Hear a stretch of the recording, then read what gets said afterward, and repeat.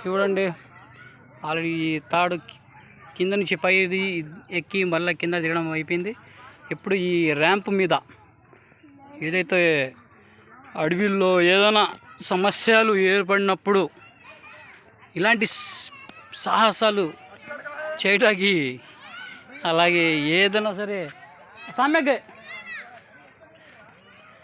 పిల్లలకి మోటివేటు వాళ్ళు అవుతారు. ముఖ్యంగా మానసికంగా వాళ్ళు శారీరకంగా మానసికంగా ఈ రెండిటికి చాలా హెల్ప్ఫుల్ అనుకుంటున్నా. వీలైనంత వరకు పిల్లలకి ప్రతి సండే ఇలాంటి చోట తీసుకొచ్చిన తప్పు లేదు అనుకుంటున్నా.